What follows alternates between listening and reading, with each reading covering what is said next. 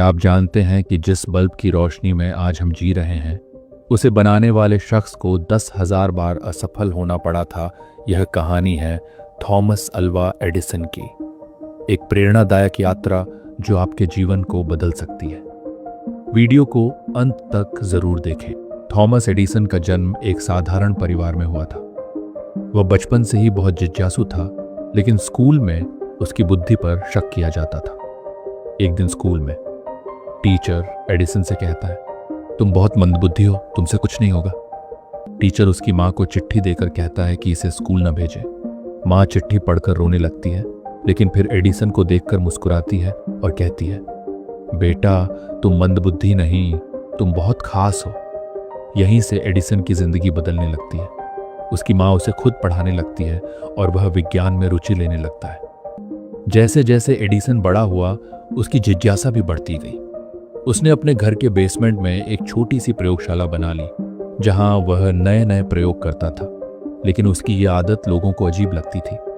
Edison को विज्ञान के प्रयोगों के लिए पैसे चाहिए थे, इसलिए वह ट्रेन में अखबार बेचता था। लेकिन एक दिन जब वह ट्रेन के डिब्बे में अपना छोटा प्रयोग कर रहा था, तब दुर्घटनावश आग लग गई। ट्रेन कंडक्टर गुस्से में आकर, तुम्हारी ये बेवकूफ़ी अब नहीं चलेगी, और उसे जोर से धक्का देकर बाहर निकाल देता है। उस घटना के बाद एडिसन की सुनने की शक्ति कमजोर हो गई, लेकिन उसने हार नहीं मानी। अगर एक रास्ता बंद हो जाए तो दूसरा रास्ता खोलो। युवावस्था में एडिसन ने अपने सबसे बड़े सपने पर काम करना शुरू किया, एक ऐसा बल्ब बनाना जो कभी जल्दी ना बुझे। पहला प्रयोग असफल, दूसरा प्रयोग असफल, 1000वां प्रयोग असफल, 5000वां प्रयोग, फिर असफल। एडिसन के कुछ सहयोगी परेशान होकर बोलते हैं, सर 5000 बार असफल हो चुके हैं, शायद यह मुमकिन नहीं।